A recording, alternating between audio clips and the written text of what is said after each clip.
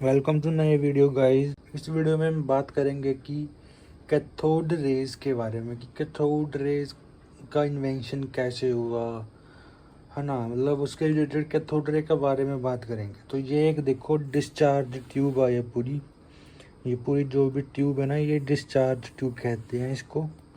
और ये वाला वैक्यूम पंप है। इसके साथ हम इस डिस्चार्ज ट्यूब के अंदर से सारी गैस को निकाल सकते हैं। अगर निकाल देंगे, उसके बाद हम इंडक्शन कॉइल से करंट डालेंगे तो हमें क्या मिलता है, तो उसके बारे में हम जानकारी करेंगे। यहीं से हम आगे के कैथोड रेज के बारे में जानेंगे, ठीक है। तो सबसे पहले अगर हम बैटरी का जो ये होता है ना, ये इसको इलेक्ट्रोड कहते हैं, ठीक है। Electrode, metal plate, metal electrode, जो मतलब बहुत नाम है इसे। सिंपल वे में इलेक्ट्रोड ही कहते हैं जब बात करते हैं। और ये कैथोड है, ठीक है। इसको कैथोड कहते हैं। जो नेगेटिव होता है उसको कैथोड कहते हैं, और जो पॉजिटिव साइड होता है उसको एनोड कहते हैं, एनोड साइड, ठीक है। सिंपल में कैथोड एनोड कहते हैं, तो काफ़ी कन्फ्यूजन होती है, कैथोड क्या था, एनोड क्या था, भूल जाते हैं। तो कैथोड का मतलब ऐसे याद करना पड़ेगा कि कैथोड नेगेटिव होता है, एनोड पॉजिटिव होता है। और इसका नेगेटिव ही बैटरी के नेगेटिव से कनेक्टेड होना चाहिए। अगर ये पॉजिटिव से कनेक्टेड हो गया तो मतलब वो पॉजिटिव हो गया, समझ रहे हो। ये देखो, ये नेगेटिव है। नेगेटिव क्यों है? क्योंकि ये बैटरी के नेगेटिव से कनेक्टेड है। और ये पॉजिटिव है। पॉजिटिव क्यों है? क्योंकि बैटरी के ये पॉजिटिव टर्मिनल से कनेक्टेड है, ठीक है। तो ये पूरा इसका फिगर है, सर्किट डायग्राम है, ठीक है। ये पूरा फिगर है। तो अब बात आई, जब सारी गैस निकाल दी हमने, तो बात आई अगर हम करंट पास शुरू करते हैं तो शुरुआत में कोई करंट नहीं फ्लो होता है। इसका प्रेशर रखते हैं 1 एटमॉस्फेयर इसके अंदर, तो कोई करंट फ्लो नहीं होता। जब इसके अंदर प्रेशर 10⁻⁻² atm करते हैं, तब इसके अंदर ग्लोइंग रेज दिखती है। मतलब कैथोड से राइट एनोड की तरफ रेज जाती दिखती है, वो भी ग्लो कर रही होती है, ठीक है। एक ये बात है। फिर जब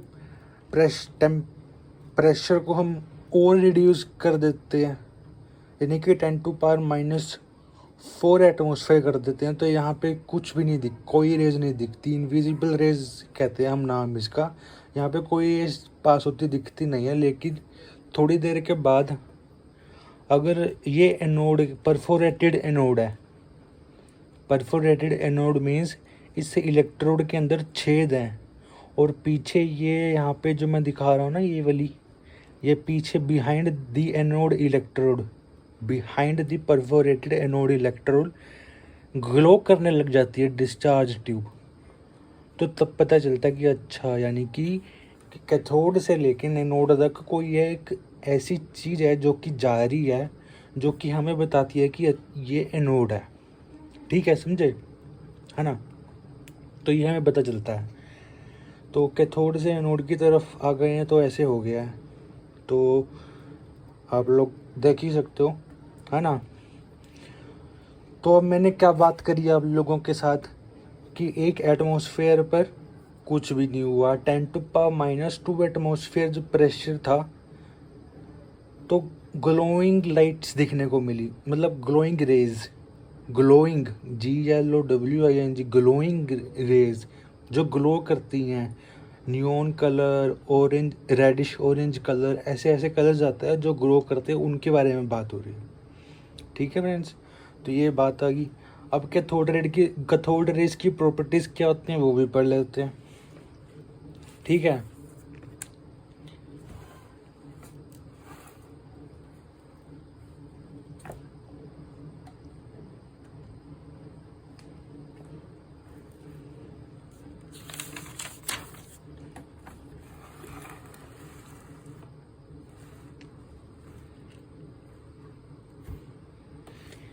They produce a sharp shadow of solid object placed in their path. This shows that cathode rays travel in straight line.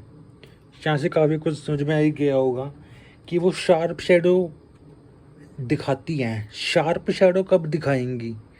जब कोई रेस एकदम सीधी जा रही हो। टेढ़ी मेढ़ी रेस जा रही होंगी तो शैडो भी उसकी थोड़ी उधर उधर की दिखती है, इधर उधर थोड़ा मतलब दिखती हैं, कुछ नहीं दिखती, कुछ पार्ट दिखता है ना।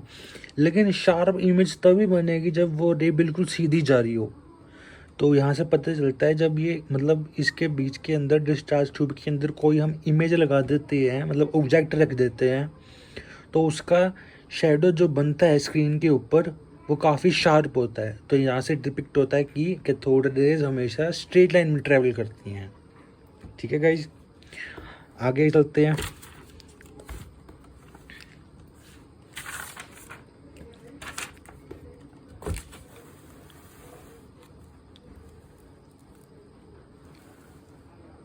ये when electric field is applied on the cathode rays, they are deflected toward positive plate. जब इलेक्ट्रिक फील्ड अप्लाई करेंगे कैथोड रेज में तो जो रे है, कैथोड रे है, वो डिफ्लेक्ट होएगी पॉजिटिव प्लेट की टुवर्ड्स। क्यों? क्योंकि कैथोड रे नेगेटिव होता है, इन पे नेगेटिव चार्ज होता है, तो पॉजिटिव प्लेट के ऊपर डिफ्लेक्ट होएंगी। इसका मैंने उल्टा बोला आप लोगों को, मतलब हमको ये पाया गया कि जब हम कोई भी इलेक्ट्रिक फील्ड अप्लाई करते हैं डिस्चार्ज ट्यूब में तो हमको क्या मिलता है कि वो कैथोड रे डिफ्लेक्ट हो जाती हैं पॉजिटिव प्लेट की टुवर्ड्स। तो यहाँ से हमें क्या पता चलती है कि कैथोड रे के ऊपर नेगेटिव चार्ज है, जो कि रेज जा रही हैं उनके ऊपर नेगेटिव चार्ज है ना। ये तभी पॉसिबल है क्योंकि पॉजिटिव नेगेटिव एक दूसरे की तरफ अट्रैक्ट करते हैं। ये तो क्या कहते हैं, यूनिवर्सल ट्रुथ है, यूनिवर्सल फैक्ट है कि हम जो भी पॉजिटिव की टुवर्ड जाती है तो वो नेगेटिव ही होता है, तभी अट्रैक्ट होता है। नहीं तो पॉजिटिव रिपेल होएगा या फिर सीधा चला जाएगा। अगर कुछ भी नहीं है, पॉजिटिव नेगेटिव कुछ कोई टर्मिनल नहीं है, तो सीधे चला जाएगा, जो कि बताया कि उसके ऊपर कोई चार्ज नहीं है, लेकिन इसके ऊपर चार्ज है। ठीक है, यहाँ पता चलता है क्योंकि ये पॉजिटिव की तरफ डिफ्लेक्ट होते हैं, तो इसका मतलब कि कैथोड रेज के ऊपर नेगेटिव चार्ज होता है। ठीक है, अब तीसरी बात, if a light paddle wheel mounted on axle is placed on their path, the wheel begin to radiate. This shows that cathode rays are made up of material particles. काफ़ी सही तरीके से समझ आ गया होगा कि अगर जैसे हमने शार्प शैडो पाने के लिए ऑब्जेक्ट रखा था, अगर उसकी जगह हम कुछ व्हील रख देते हैं, पैडल, जो कि रोटेट करके हमें मतलब बताए ना, अगर वो हिलता है, रोटेट होता है, तो इसका मतलब इन रेस के अंदर पार्टिकल नेचर भी है, क्योंकि पार्टिकल ही है जो कि किसी के ऊपर फोर्स लगने पे उसको रोटेट कर सकता है, तो तभी पॉसिबल है ना। तो इस यहाँ से हमें पता चलता है कि ये कैथोड रे एक पार्टिकल नेचर भी दिखाती है अपना। ठीक है, अगला point, when the cathode ray strike the metal foil, the foil later becomes hot, this indicate cathode ray produce heating effect. ये भी प्रॉपर्टी है, इजी प्रॉपर्टीज़ हैं। जब पेपर देने जा रहे होंगे ना तो इनको लिख लेना, पेपर के अंदर मतलब थोड़ी थोड़ी लिखने वाली चीज़ें हैं। जैसे ही पेपर आएगा ना तो लिख लेना, उसके अंदर रिवाइज कर लेना। पेपर जाने से पहले ना थोड़ी देर पहले रिवाइज कर लेना कि क्या क्या प्रॉपर्टी है कैथोड रेज की, तो आपके पेपर के टाइम में हेल्पफुल रहेंगी ये, कि जैसे पेपर आएगा अगर आपको पता होंगे तो लिख लेना साथ में ही, है ना। जैसे ही मतलब पेपर आया आपके पास, अगर पेपर के अंदर कैथोड रेज का है, मतलब जो जो चीज़ें लग जाएंगी आप भूल जाओगे, है ना, तो वो चीज़ें फटाफट से पहले ही लिख लेना। वो क्वेश्चन को पहले जो कि लगता है आपको मतलब जो भी आपको लग रहा है कि हो जाएगा पेपर में, उसको पहले लिख लेना, और बाद में वो वाले लिख लेना जो कि आपको नहीं याद, मतलब जो याद है आप लोगों को वो बाद में लिख लेना। जिनके ऊपर आपका परफेक्ट बैठ रखा है वो बाद में लिख लेना। जो लगता है आप भूल जाओगे पेपर में, है ना, तो वो पहले लिख लेना, या फिर एक साइड में लिख लेना किसी पेज के ऊपर, मतलब शीट में ही साइड में लिख लेना, जिससे आपको याद रहे कि अच्छा कैथोडरे में ये होता है, ये होता है, ये होता है। हमने छोटे छोटे से नोट्स बना लेना, तो ये आपके फ़ायदेमंद रहेंगे। ठीक है, तो ऐसे तैयारी कर लेना, छोटे छोटे पॉइंट्स ही हैं, मतलब अगर इनका ऐसे तो इनका कोई वैल्यू नहीं है, लेकिन पेपर के अंदर पूछे जाती है। मार्क्स बढ़ाने के लिए आपको ये आपकी मार्क्स बढ़ाने में आपके लिए काफ़ी हेल्पफुल चीज़ है ये, कि याद करके जाना है, लिख देना, आप मार्क्स आ जाएंगे। और क्या, और तो कुछ ना खास है नहीं इसमें। तो नेक्स्ट पॉइंट पढ़ते हैं। They produce X rays when they strike against the surface of hard metal like tungsten, molybdenum, etc. तो समझ ही गए होंगे आप लोग कि एक्सरेज प्रोड्यूस करती हैं अगर ये किसी भी हार्ड मेटल को स्ट्राइक करती हैं, है ना। तो मेरे ख्याल से मैंने ये छोड़ दिया है ना पॉइंट, ये वाला मैंने मतलब समझाया नहीं।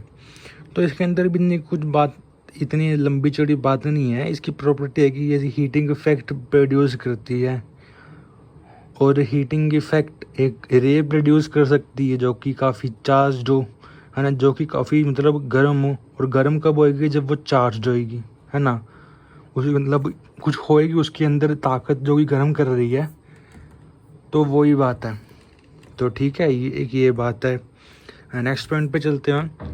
दे produce green fluorescence on the glass wall of discharge tube as well as on certain other phosphorescent or fluorescent substance such as zinc sulfide, जो कि मैंने आप लोगों को बताया था ना कि ये 10⁻⁻⁴ एटमॉस्फेयर पर पीछे डिस्चार्ज ट्यूब ग्लो होने लग गई थी परफोरेटेड एनोड से। तो वही पॉइंट ही है ये कि ये ग्रीन फ्लोरेसेंस का था ना, ग्रीन, रेडिश, ऑरेंज, ये सब दिखाते हैं ग्लास। देखो ये है ना point, they produce green fluorescence on the glass wall of discharge tube, जो कि मैंने बताया, as well as on certain other phosphorescent और fluorescent substance like such as zinc sulphide. तो जिंक सल्फाइड भी एक सब्सटेंस है, एक कंपाउंड है। अगर इसके ऊपर अगर ये रेस गिरती हैं तो ये ग्लो करने लग जाता है सब्सटेंस। तो ये पूरी इसके ऊपर ही बैठे रहने वाली बात है। ठीक है, तो नेक्स्ट पॉइंट पे चलते हैं। मतलब ये समझ आ गया होगा ना, आए तो लिखना ही पड़ेगा, समझ जितना समझ आ रहा है ठीक है, नहीं आ रहा तो बस याद करने वाली बात है ये तो नेक्स्ट पॉइंट पे चलते हैं। They affect the photographic plate, ये फोटोग्राफिक प्लेट को भी अफेक्ट करती है। ये भी एक पॉइंट है, इसका कुछ इतना खास समझने वाला तो बात है नहीं, याद करना पड़ेगा कि फोटोग्राफिक प्लेट को इफेक्ट करती हैं। तो इनके अंदर कुछ कैपेबिलिटी होगी कि ये इमेज जनरेट करने में कुछ हेल्पफुल हो। शुरू की बात कर रहे हैं, तब कैमराज नहीं थे, शुरू की बात है ये, है ना। तो परफोरेट मतलब प्लेट हुआ कर, मतलब क्या कहते हैं उसको, फोटोग्राफिक फिल्म हुआ करती थी। तो फोटोग्राफिक प्लेट हुआ करती थी, उसके ऊपर ही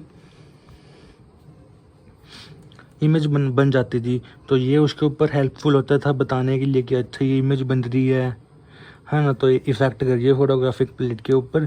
तो उसका साइंस फील्ड के अंदर काफ़ी यूज़ था कि हम किसी चीज़ को देख सकते हो, है ना, कि वो सब्जेक्ट का मतलब कोई एक छोटा कंपाउंड ले लो, कोई कुछ कंपाउंड ले लो, मतलब काफ़ी यूज़ होता था उसका इमेज जनरेट करने में। तो ये है पूरा इसके अंदर। अगला पॉइंट है, they possess penetrating effect, that is they can easily pass through the thin metal foil. Thin metal foil, कोई थिन मेटल फॉइल होती है उसको पेनिट्रेट करता है ना, मतलब ये काफ़ी स्ट्रॉन्ग होती हैं तभी पेनिट्रेट कर पा रही हैं थिन मेटल फॉइल को। और अगर इनको रोकना हो तो काफ़ी हार्ड मेटल फॉइल लेनी पड़ती है। और उसी पॉइंट के अंदर ये देखो एक्स्ट्रा है कि they are stopped only by the metal foil of greater thickness, यानी कि जो हार्ड होती है वो ही इनको रोक पाती है, बाकी नहीं रोक पाते। तो ये सब कुछ है इसके अंदर। तो ये पूरी बातचीत हो गई है पूरी, है ना। तो इसके अंदर जो भी था मैंने बताया आप लोगों को फ्रेंड्स।